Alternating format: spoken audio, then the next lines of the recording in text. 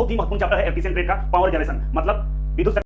नमस्कार, मैं अभिषेक राज, CEO founder easy global. चलिए आज हम बात करेंगे पावर जनरेशन के बारे में। बहुत ही महत्वपूर्ण चैप्टर है एफिशिएंट ग्रिड का, पावर जनरेशन मतलब विद्युत शक्ति का उत्पादन। पावर जनरेशन मतलब यहाँ पे यह है कि विद्युत शक्ति का उत्पादन कैसे होता है भारत में, किस तरह से हम लोग विद्युत का उत्पादन करते हैं, कौन कौन से तरीकों से विद्युत का उत्पादन करते हैं, ये सारे तरीके के बारे में यहाँ पे पढ़ना है। ये चैप्टर अगर आप सही से पढ़ते हैं तो इस चैप्टर से 3 से 4 प्रश्न सारे एग्जाम में आपको पूछे जाते हैं और आप आसानी से इसे हल कर पाएंगे। लेकिन चैप्टर को ध्यान से पढ़ना होगा।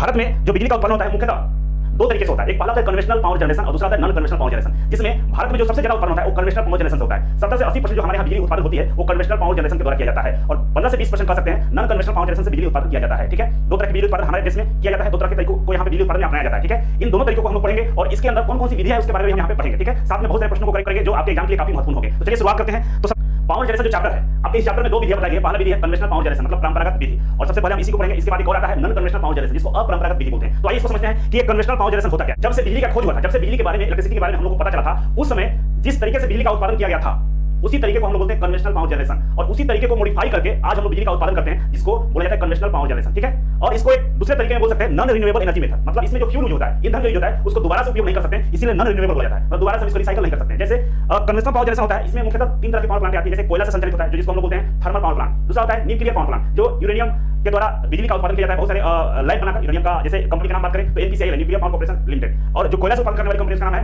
NTPC national thermal power corporation limited. इस दोनों में भाग आती है जिसका आप लोग फॉर्म भरते हैं और इस दोनों का एग्जाम होगा। तो इस दोनों में ये जो चैप्टर है इससे प्रश्न बहुत पूछे जाते हैं। ठीक है, इसका खासियत एक और ये है कि इसमें मुख्य रूप से टरबाइन लगा है जिसको हम लोग प्राइम मूवर बोलते हैं। ठीक है, पहचान कैसे करेंगे, कन्वेंशनल पावर जनरेशन का पहचान कैसे करेंगे। इसमें टरबाइन लगा होता है जिसको हम लोग अगले दूसरे नाम से हम जानते हैं, प्राइम मूवर के नाम से जानते हैं। किस नाम से जानते हैं, प्राइम मूवर के नाम से जानते हैं। ठीक है, और इसको प्राइम मूवर क्यों बोला जाता है, इसलिए बोला जाता है क्योंकि इधर से पूरे प्लांट में सबसे पहला जो घूमने वाला जो टूल्स होता है, जो इंस्ट्रूमेंट्स होते हैं, ये टरबाइन होता है, इसलिए इसको हम लोग प्राइम मूवर बोलते हैं।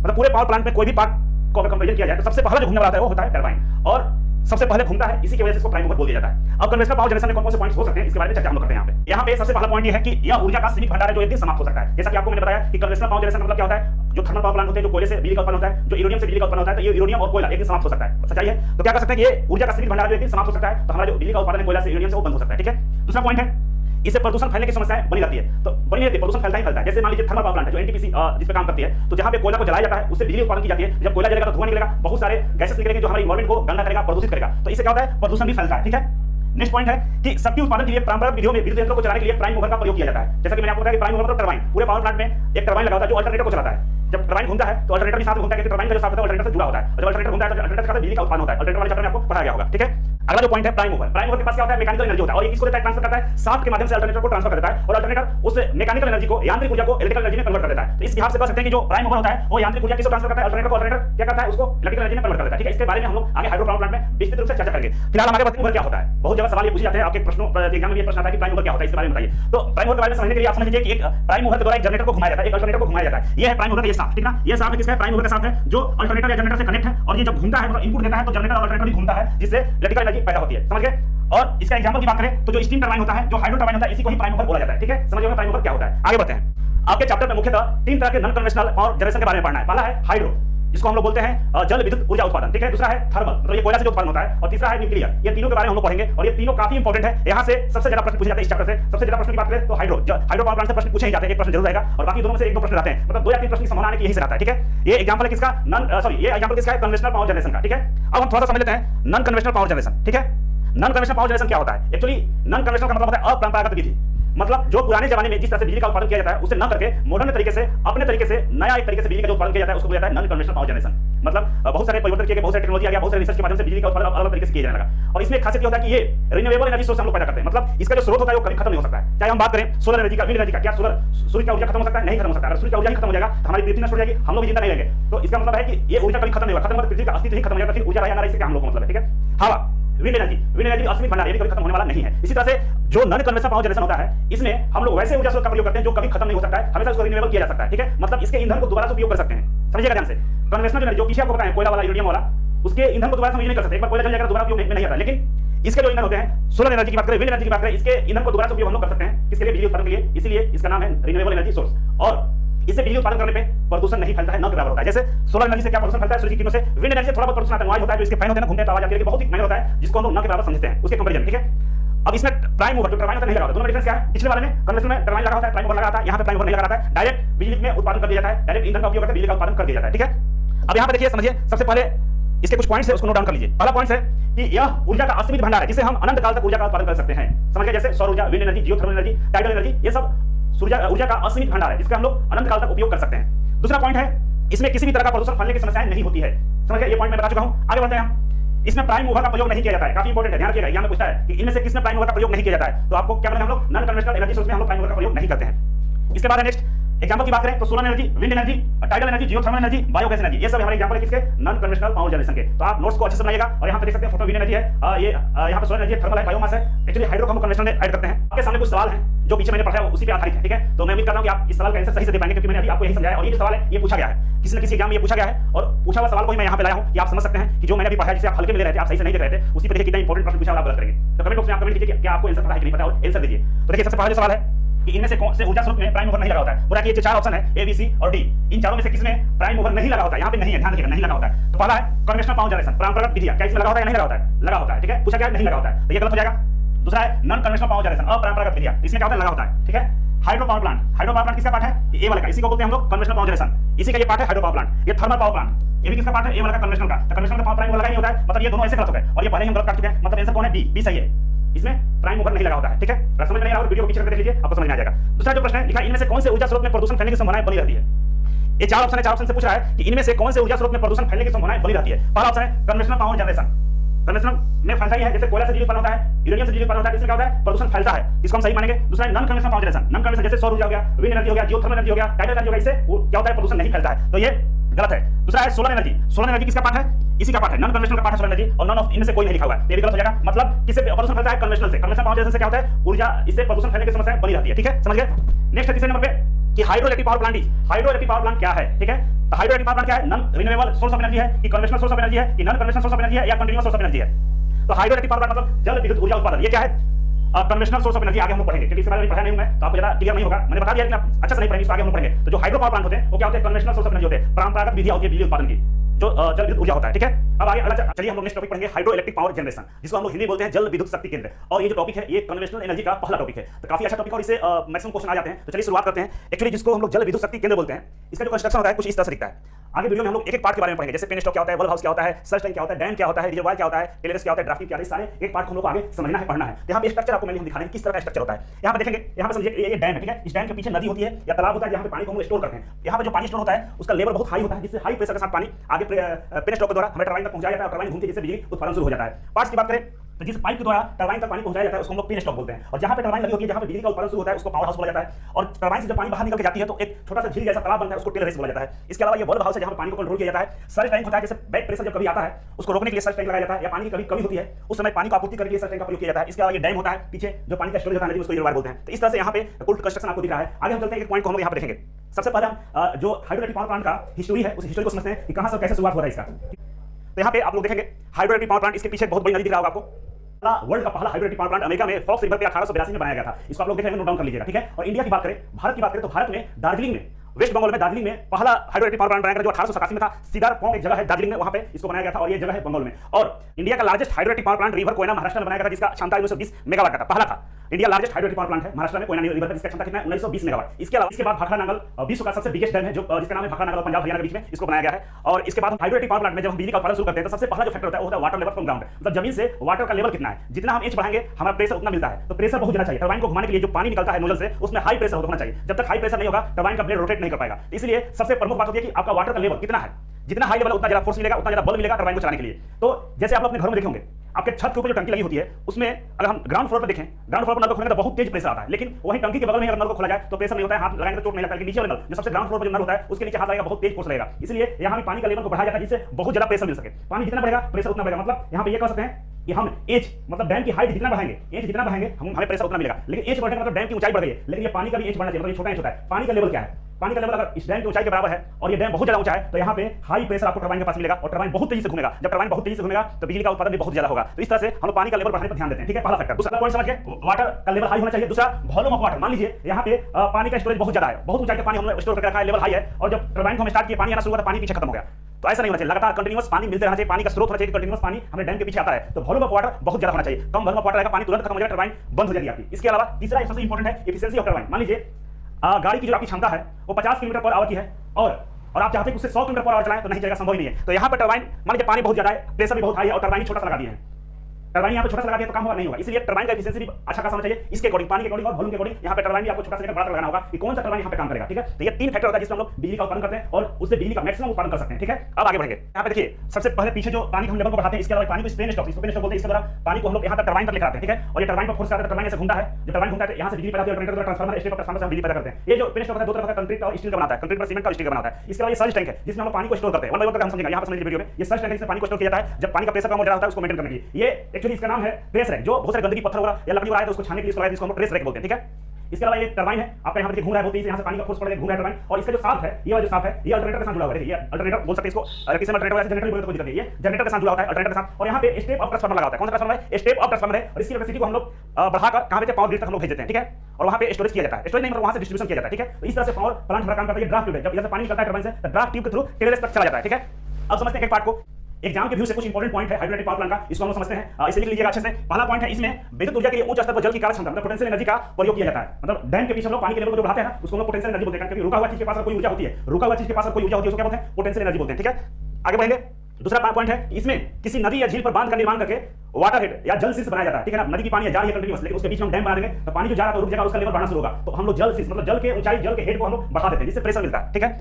इसके बाद अगला पॉइंट है कि ऊंचाई से गिरते हुए जलीय ऊर्जा, ऊंचाई से गिरते हुए जलीय ऊर्जा मतलब वाटर एनर्जी। पानी जो हम लोग बढ़ाए हैं, डैम बनाकर पानी की ऊंचाई जो हम लोग बढ़ा दिए, पानी को जो स्टोर करके रखे हैं जमा करके, वो पानी के पास क्या है, वाटर एनर्जी है, जल ऊर्जा, उसको हम छोड़ेंगे, कहां छोड़ेंगे, टरबाइन के पास छोड़ेंगे। तो यही बोला है कि ऊंचाई से गिरते हुए जलीय ऊर्जा के द्वारा टरबाइन को चलाया जाता है, ठीक है। डैम बन गया बहुत ऊंचा, उसमें पानी को हम लोग स्टोर कर लिया, भर लिए, और पानी को पाइप के द्वारा हम छोड़ते हैं, कहां तक, टरबाइन के पास छोड़ते हैं, वहां पे फोर्स मारते हैं, पिचकारी देगा, पिचकारी से फोर्स मारते हैं तो टरबाइन घूमने लगता है।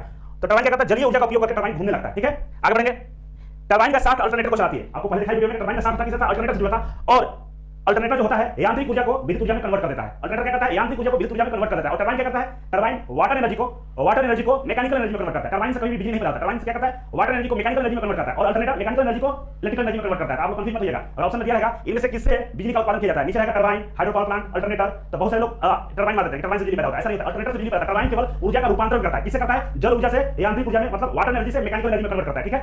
और ये कन्वर्जन जो होता है अल्टरनेटर से क्या करता है, एब्जॉर्ब कर लेता है, किसको, यांत्रिक ऊर्जा को मैकेनिकल एनर्जी को, और उसको ट्रांसफर करता है किसमें, इलेक्ट्रिकल ऊर्जा में, ठीक है। अब आगे बढ़ेंगे हम लोग, नेक्स्ट पॉइंट है हमारे पास construction of hydroelectric power plant. Construction कैसे इसका करते हैं, तो सबसे पहले समझिए यहाँ पे डैम के बारे में, सबसे पहले समझेंगे डैम के बारे में। डैम क्या होता है, देखिए पीछे ये जो एक नदी थी, ठीक है, नदी था पीछे, इसके ऊपर एक डैम बना दिया गया, ये वाला ऊपर, इसके ऊपर क्या बना दिया गया, डैम।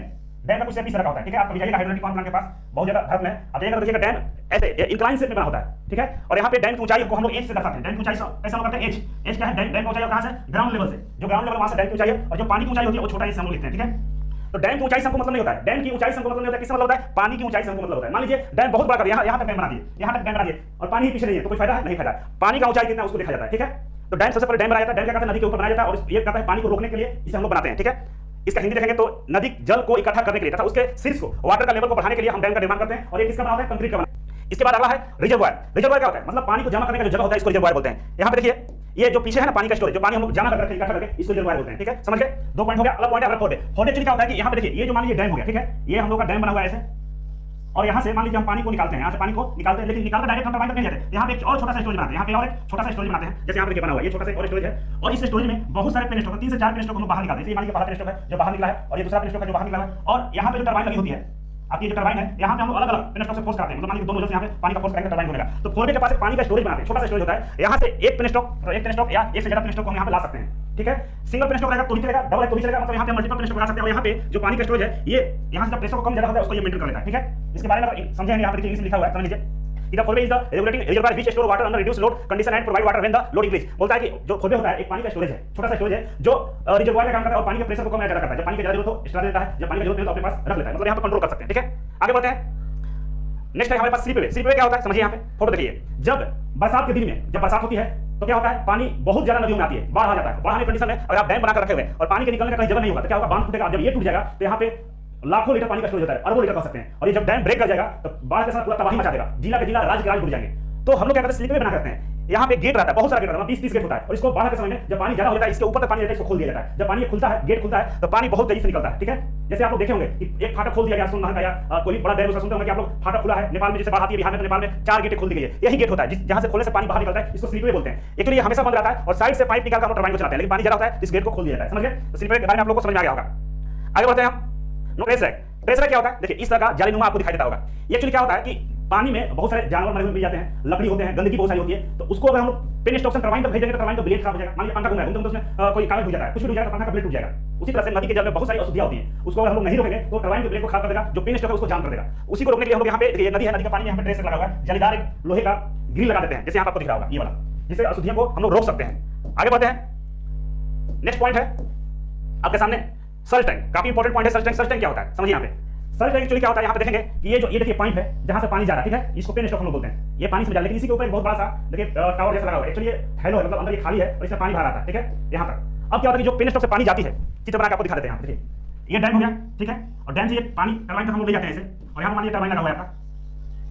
लेकिन ऐसा कंडीशन आता है कभी-कभी कि टरबाइन हमको उतना बिजली नहीं चाहिए, बिजली कम चाहिए, उस कंडीशन में हम लोग टरबाइन के पानी को बल्ब द्वारा कंट्रोल करते हैं। मतलब जो पेन स्टॉक में पानी जाता है उसको हम लोग कम करके रेगुलेट करके, तो पानी का जो प्रेशर होगा बैक मारेगा, बैक आएगा तो यहाँ पे एक सर्च टैंक लगा देते हैं कि बैक प्रेशर जब आता है तो इसके अंदर चला जाता है, जिससे ये डैम जो है आपका, ये डैम जो बना हुआ है इसका प्रभाव नहीं पड़ता है, डैम को टूटने से ये बचा देता है, ठीक है। कभी-कभी क्या होता है कि डैम के पीछे भौरा बन जाता है, गोल गोल पानी होता है ना, घूम रहा है पानी और बीच में खाली हो जाता है, तो भौरा बोलते हैं लोग ऐसे हिंदी में। और उसमें क्या होता है, एयर हो जाता है, एयर दशा में क्या होगा, पानी जाएगा नहीं जाएगा तो टरबाइन ऐसे घूम नहीं सकता, टरबाइन पे इफेक्ट आएगा, उसके एफिशिएंसी पे इफेक्ट आएगा, तो उस समय सर्च टैंक से पानी को फ्लो दे दिया जाता है। मतलब सर्च टैंक में पानी स्टोर होता है, इधर से जाना शुरू हो जाता है, तो ये जो भौरा बनता है ये 2-3 सेकंड या 10 सेकंड के लिए होता है, तब तक ये इससे संभाल लेता है, ठीक है। तो दो काम करता है tank, surge tank penstock के प्रेशर को मेंटेन करता है, दूसरा डैम को टूटने से बचाता है, डैम को कोई नुकसान ना हो उससे ये बचा लेता है, और पानी का जो प्रवाह होता है, पानी का जो फ्लो होता है उसको मेंटेन करके रखता है। कौन? सर्च टैंक, ठीक है।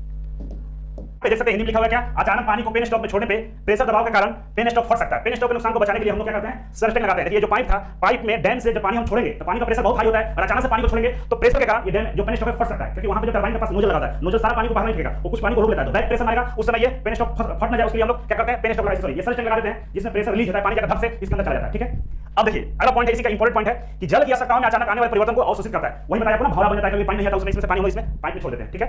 आगे बढ़ेंगे।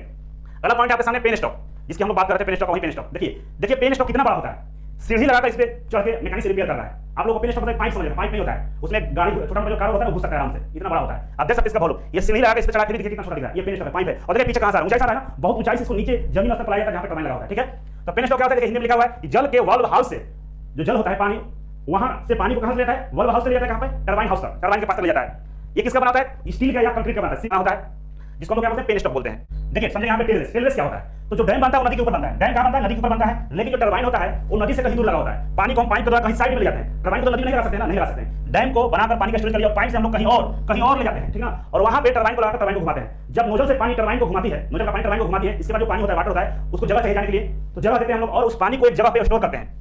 मतलब क्योंकि नदी है नहीं यहाँ पे, जहाँ पे टरबाइन लगा नदी नहीं होता है, तो एक छोटा सा तालाब बना देते हैं कि जो टरबाइन से पानी निकलेगा इसमें स्टोर हो जाएगा। कहाँ स्टोर हो जाएगा, इसमें स्टोर हो जाएगा। और इस झील के पानी को फिर हम लोग यहाँ से रास्ता देते हैं, किसमें, नदी में मिलाने के लिए, नदी सीधे जा रही है, ठीक है। वहाँ पर डैम लगा, यहाँ ये पानी हम लोग नदी में यहाँ पे मिला देते हैं, समझ गए। कभी क्या करते हैं कि बिजली तो पैदा होता है, इसको रोक नहीं सकते और बिजली को स्टोर नहीं कर सकते, स्टोरेज करना काफी महंगा हो जाता है। तो टरबाइन घूम रहा है और बिजली आपको चाहिए नहीं, ठंडा का दिन है और बिजली किसी को नहीं चाहिए, सब लोग अपना फैन और लाइट सब ऑफ करके सो रहा है, उस कंडीशन में यहाँ पे पंप लगा दिया जाता है। पंप लगाकर यहाँ पे मोटर चालू कर देता है और पानी को फिर पीछे डैम में भेज दिया जाता है, क्योंकि बिजली को स्टोर नहीं कर सकते, पानी कहीं लोग बढ़ा जाते हैं, तो टेलर से दोबारा से पानी को पीछे करते हैं। तो क्या करते हैं, जब रात में सभी लोग सो जाते हैं, लाइट पंखा सब ऑफ रहता है, ऑफिस बंद हो जाती है, उस समय किसी को बिजली नहीं चाहिए होता है, इलेक्ट्रिसिटी जिसका जो उत्पादन हो रहा है एक्स्ट्रा होता है, तो पंप के द्वारा पंप स्टार्ट कर देते हैं और इसके पानी को हम वापस पीछे भेज देते हैं, ठीक है। तो ये छोटा सा जो तालाब बनता है टेलर बोलते हैं, उस टेलर के पानी को हम नदियों में मिला देते हैं। आगे बढ़ेंगे। अगला पॉइंट ड्राफ्ट ट्यूब है। ये ड्राफ्ट ट्यूब क्या होता है इसको समझिए। ये ड्राफ्ट ट्यूब क्या होता है, तो देखिए यहाँ से ये टरबाइन, यहाँ पे ये टरबाइन घूम रहा है, ठीक है, टरबाइन घूम रहा है, तो जो पानी है तो पानी वहां से निकलेगा, और पानी निकलेगा तो एक पाइप इसके नीचे लगा दिया जाता है। टरबाइन के नीचे इस तरह का एक पाइप होता है जो कहां तक जाता है, टेलरेस तक जाता है। टरबाइन के पानी को ले जाने के लिए जिस पाइप को हम लगाते हैं, टरबाइन के पानी को ले जाने के लिए जिस पाइप को हम लगाते हैं उसको ड्राफ्ट ट्यूब बोलते हैं। और ये तो यहाँ से पानी यहाँ तक कैसे आएगा, एक ट्यूब को लगाते हैं, एक पाइप को लगाते हैं, जिसका नाम होता है ड्राफ्ट ट्यूब। समझ गए, काफी ये प्रश्न आता है, ड्राफ्ट ट्यूब से भी क्वेश्चन आते हैं, ध्यान रखिएगा। अगला पॉइंट है पावर हाउस। पावर हाउस क्या होता है भाई, तो पावर हाउस उसको बोलते हैं जहां पे टरबाइन होता है, जहां पे अल्टरनेटर होता है, जहां पे ट्रांसफार्मर लगा होता है और वहां पे बिजली का उत्पादन शुरू हो जाता है, उसको हम लोग बोलते हैं पावर हाउस। ये है पावर हाउस। देखिए यहाँ पे सारा काम है, यहाँ से पानी आया टरबाइन वाला, सॉरी ये पानी आया टरबाइन को चलाने के लिए, पेन स्टॉक से पानी आता है, ये टरबाइन यहाँ पे घूमता है और इसका जो साफ होता है किस तरह होता है, अल्टरनेटर से अल्टरनेटर घूमता है, तो बिजली पैदा होकर बिजली किस कहां भेजते हैं, स्टेप अप ट्रांसफार्मर के पास हम लोग भेज देते हैं। और स्टेप अप ट्रांसफार्मर क्या करता है, वोल्टेज को बढ़ाकर कहां भेजता है, पावर ग्रिड के पास। पावर ग्रिड के पास ट्रांसफार्मर होता है, स्टेप डाउन ट्रांसफार्मर होता है, ठीक है। तो इस तरह से यहाँ पे बिजली का उत्पादन किया जाता है, कहां पे, पावर हाउस में। सारा जो पार्ट्स होते हैं टरबाइन, अल्टरनेटर, ट्रांसफार्मर, ये सारे पावर हाउस के अंदर में लगे होते हैं, ठीक है। तो वही यहाँ पे हिंदी में लिखा हुआ है कि यहाँ पे एक टरबाइन लगा होता है, टरबाइन पेन स्टॉक द्वारा प्राप्त तेज धारा को नोजल द्वारा टरबाइन के ब्लेड पर फोर्स कराया जाता है, ठीक है। नोजल द्वारा टरबाइन के ब्लेड पर पानी का फोर्स कराते हैं, जिससे टरबाइन बहुत तेजी से घूमता है। टरबाइन के साथ अल्टरनेटर से जुड़े होते हैं। टरबाइन के साथ क्या होते हैं, अल्टरनेटर से जुड़े होते हैं, शुरू में आपने देखा होगा। टरबाइन साथ अल्टरनेटर को घुमाया जाता है, जिससे यांत्रिक ऊर्जा, जब टरबाइन घूमता है टरबाइन के साथ किसमें जुड़ा होता है, अल्टरनेटर से। ऐसे नीचे टरबाइन ऊपर अल्टरनेटर, ये टरबाइन के साथ ऐसे घूमेगा तो जो यांत्रिक ऊर्जा होता है किसमें कन्वर्ट होता है, किसमें होता है, विद्युत ऊर्जा में। तो वही लिखा हुआ है कि यांत्रिक ऊर्जा विद्युत ऊर्जा में कन्वर्ट हो जाती है, बदल जाती है और हमें विद्युत की प्राप्ति होती है, ठीक है। आगे बढ़ेंगे। अगला है टरबाइन। तो यहाँ पर हम लोग टरबाइन पढ़ेंगे, तो मुख्यतः टरबाइन दो तरह की। अब यहाँ पर हम लोग टरबाइन, क्योंकि बार-बार टरबाइन नाम आ रहा है, यहाँ पे टरबाइन होता क्या, ठीक है, इसके बारे में हम लोग चर्चा करते हैं। देखिए टरबाइन चलाने के लिए हमें तीन चीजों की जरूरत पड़ती है, या तो हवा से, मतलब एयर से हम लोग टरबाइन को चला सकते हैं, दूसरा पानी से चला सकते हैं, तीसरा स्टीम जो होता है ना वाटर का वेपर, उससे चला सकते हैं। तो तीन चीजें है जिसमें जो टरबाइन चलता है, गैस हो सकता है, वाटर हो सकता है और एयर हो सकता है। इसी तीनों से हम लोग टरबाइन को चलाते हैं। और ये देखिए यहाँ पे टरबाइन के साफ्ट है, नीचे टरबाइन लगा हुआ है। ये सब जो ब्लू ब्लू नजर आ रहा है ये सब नोजल है। ये नोजल का जो फोर्स मारता है, पानी का फोर्स चारों तरफ से मारता है, टरबाइन को घुमाता है। यहाँ पर स्पष्ट दिख रहा होगा आपको, ये टरबाइन का ब्लेड है, ठीक है।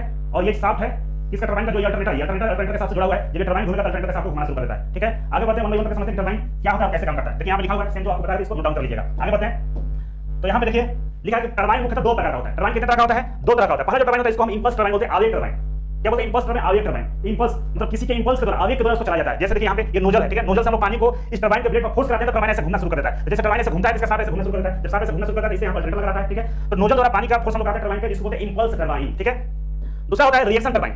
ये रिएक्शन टरबाइन जिसको प्रतिक्रिया टरबाइन बोलते हैं। ये कैसा होता है? बचपन में मेला में हम लोग मेला में वो घुमाते हैं ना चरखी, 2-3 रुपए में होता है, जो पन्नी का बना चरखी हवा के सामने रखते तो घूमने लगता है। तो क्या करता है? हवा के साथ वो रिएक्ट करता है, उसका जो सर्किट होता है घूमना शुरू कर देता है, चरखी घूमना शुरू करता है। बचपन हम लोग करते होंगे। उसी का सेम कंसेप्ट यहाँ भी है कि पानी को हम लोग उसी के ऊपर गिराते हैं बहुत ज्यादा मात्रा में, तो उसका जो ब्लेड है ऑटोमेटिक घूमने लगता है। इसमें नोजल लगा रहता है, देखिए नोजल लगा है इसमें नोजल, लेकिन रिएक्शन टरबाइन में नोजल नहीं होता है। उसका बनावट ऐसा आता है कि टरबाइन के ब्लेड को घुमा देता है। हैवी वाटर का फ्लो कर देते हैं जिससे उसका ब्लेड पे बहुत ज्यादा रिएक्शन आता है, मतलब फोर्स का, और उसका साथ घूमना शुरू कर देता है। लेकिन यहाँ से नोजल के फोर्स से घुमाते हैं। दोनों में डिफरेंस क्या है? इंपल्स में नोजल होता है और रिएक्शन में नोजल नहीं होता है, ठीक है।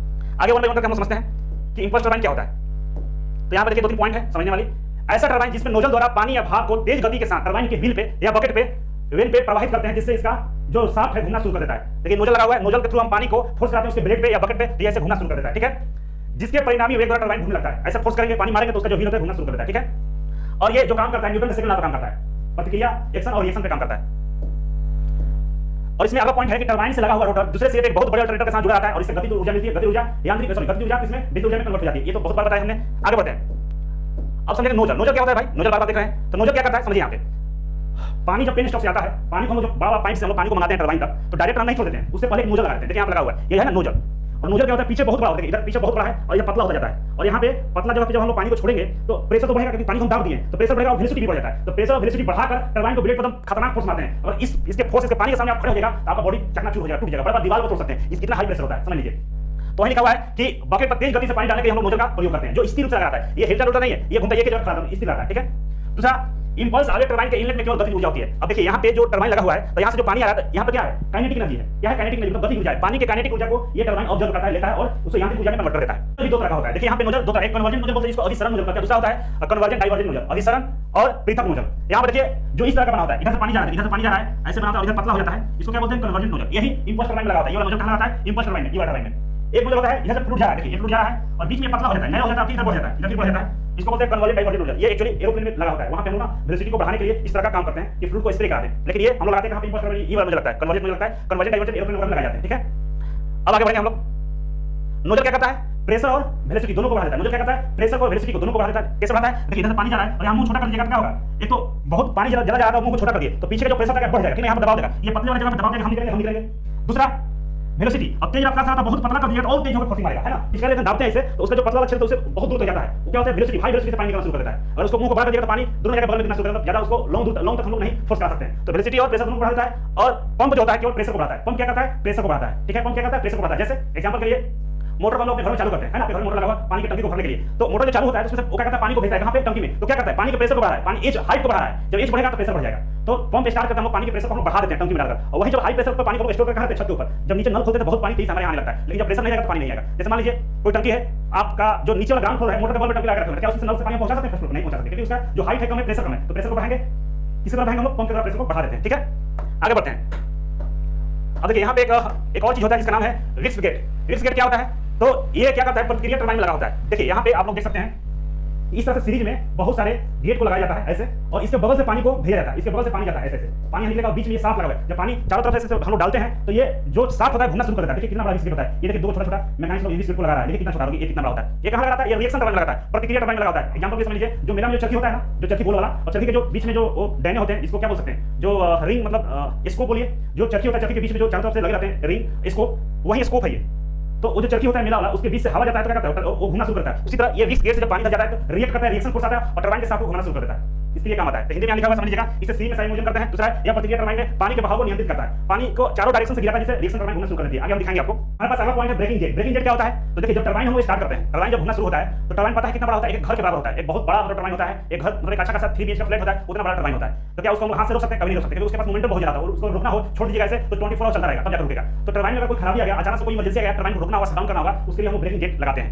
किसके लिए? टरबाइन को रोकने के लिए। तो जैसे नोजल से हम पानी फोर्स कराते हैं किसके? टरबाइन के ब्लेड पे, उसी तरह इधर से ब्रेकिंग जेट लगा देते हैं। जैसे पानी हम लोग देते हैं टरबाइन को घुमाने के लिए, नोजल से हाई प्रेशर और हाई वेलोसिटी के साथ फोर्स कराते हैं टरबाइन के ब्लेड पर, टरबाइन घूमना शुरू होता है। तो टरबाइन मान लीजिए क्लॉकवाइज जैसे घूम रहा है, ठीक है, ऐसे घूम रहा है, तो ब्रेकिंग जेट से हम पानी उल्टा दिशा में बहाव कराते हैं। जैसे पानी को बंद करते हैं नोजल वाला, और इधर से पानी उल्टा दिशा में टरबाइन इधर घूम रहा है, उसके विपरीत दिशा में फोर्स कराते हैं पानी को, किसके द्वारा? ब्रेकिंग जेट के द्वारा, जिससे टरबाइन तुरंत रुक जाती है, ठीक है। इसलिए ब्रेकिंग जेट का प्रयोग करते हैं टरबाइन को स्पीड को रोकने के लिए या टरबाइन को पूरी तरह से डाउन करने के लिए, ठीक है। इसके बाद अगला टॉपिक है केसिंग। केसिंग किसको बोलते हैं? देखिए, टरबाइन जब घूमता है, पानी जब पड़ता है टरबाइन के ब्लेड पे, टरबाइन घूमता है तेजी से, जब टरबाइन घूमेगा तो जो पानी है, पानी का बिखरा होगा, ऐसे पानी चारों दिशा में बिखरेगा, तो वहां पे बहुत बड़ा एक फव्वारा बन जाएगा, वहां पे काम करने में लोग डिस्टर्ब होंगे, बहुत ज्यादा दिक्कत होगा टरबाइन को ऑपरेट करने में। तो हम लोग क्या करते हैं? टरबाइन को ढक देते हैं, ऐसे टरबाइन को हम लोग ढक देते हैं। ये जो ढकते हैं टरबाइन को, इसी को हम लोग केसिंग बोलते हैं। टरबाइन को जिस स्ट्रक्चर के अंदर में बंद करके रखा जाता है उसको हम लोग क्या बोलते हैं? केसिंग बोलते हैं। यहाँ पे लिखा हुआ है, आप इसे लिख लीजिएगा, ठीक है।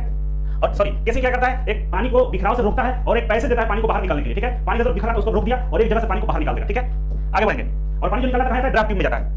अब समझिए यहाँ पे power of turbine. Power of turbine क्या होता है? यहाँ पे एक बार में समझा देते हैं आपको हम। यहाँ पे देखिए, पावर ऑफ टरबाइन की बात करें तो W की में होता है। W क्या होता है? तो W specific weight of water जो 9.8 किलोन्यूटन पर मीटर क्यूब होता है, ठीक है। तो W तो कांस्टेंट होता है, ये हमेशा कांस्टेंट और हर जगह हम इतना ही लिखेंगे। अब Q क्या होता है?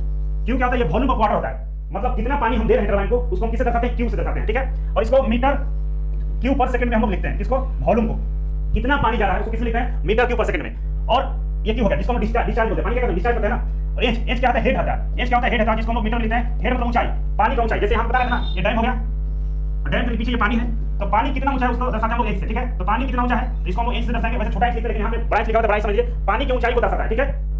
तो तीन चीज आपको पता चल जाएगा। W तो पहले से पता है 9.8 टन होता है। अगर हम डिस्चार्ज पता चल जाएगा पानी का फ्लो रेट कितना है और पानी की ऊंचाई कितना है, अगर ये पता चल जाए तो हम लोग बता सकते हैं कि आपके टरबाइन से कितना पावर निकलेगा, कितना पावर वाला टरबाइन है, पता कर सकते हैं, ठीक है। तो कहते हैं टरबाइन छोटा लगाना है बड़ा लगाना है, पता कैसे चलता है? टरबाइन को कहीं पे लगाना होता है, मान लीजिए कहीं पर हम डैम बना दिए, वहां पे टरबाइन कौन सा लगाएंगे? छोटा लगाएंगे, बड़ा लगाएंगे, कैसे लगाएंगे? टिप्लोन लगाएंगे, फिल्टर लगाएंगे, फ्रांसिस लगाएंगे, कौन सा बनाएंगे? तो कैसे करते हैं हम लोग? पावर निकाल लेते हैं कि हमारे पास क्यू मतलब पानी का वॉल्यूम कितना है, पानी का डिस्चार्ज कितना है, पानी कितना आ सकता है। दूसरा, पानी का ऊंचाई कितना है, मान लीजिए ऊंचाई कम है तो फ्रांसिस लगाएंगे, टिप्लोन लगाएंगे। पानी का ऊंचाई बहुत ज्यादा है तो हम लोग कौन सा लगाएंगे? इंपल्स टरबाइन हम लगाएंगे। तो पानी का ऊंचाई कितना है और पानी का डिस्चार्ज कितना है उससे हम पता कर लेंगे कि कौन सा टरबाइन को लगाना है, समझ गए। अब यहाँ पे लिखा है कि टोटल डिस्चार्ज, नोजल से कितना पानी बहा रहा है वो कैसे पता चलेगा? तो जो क्यू होता है, क्यू का फॉर्मूला क्या होता है? Volume into area. क्यू का फॉर्मूला क्या होता है? Volume into area. किसका एरिया? ये जो नोजल है ना, नोजल का एरिया। नोजल का एरिया कितना है? कौन सा? पीछे वाला मतलब नहीं, ये आगे वाला, इसका एरिया कितना है? तो v इनटू क्या करते हैं? एरिया क्या होता है? पाई/4। किस सर्कुलर जो गोल जो आकृति होती है उसके एरिया क्या होता है? पाई/4 इनटू d स्क्वायर। तो d इसका पता कर लेंगे, इसका d कितना होगा, यहाँ पे d रख देंगे और आपको ये वॉल्यूम पर दिया रहेगा और मल्टीप्लाई करेंगे तो डिस्चार्ज आपको पता चलेगा डिस्चार्ज कितना है। और ये तो पता ही होगा कि डैम की ऊंचाई कितनी है, उसे हम निकाल लेंगे कि नोजल का डिस्चार्ज कितना है, ठीक है। इससे हम नोजल लगाएंगे आगे लास्ट में, आपको समझ में आ जाएगा ये फॉर्मूला। इसको याद रखिएगा, बस इतना याद रखिएगा। W की इमेज क्या है? पावर ऑफ टरबाइन है। और Q कैसे निकालता है? तो Q निकालने के लिए हम क्या करते हैं? वॉल्यूम इनटू पाई/4 d स्क्वायर करके हम Q निकाल लेते हैं। H दिया रहता है, आपका टरबाइन का पावर निकल जाएगा, ठीक है। अगला लेक्चर हम पढ़ेंगे रिएक्शन टर्बाइन। इसके बाद बहुत सारे टॉपिक अभी बचे हुए हैं हाइड्रो पावर प्लांट के, तो आगे हम समझाएंगे। आज के लिए इतना ही रख देते हैं, फिर मिलते हैं अगले लेक्चर में, तब तक के लिए नमस्कार।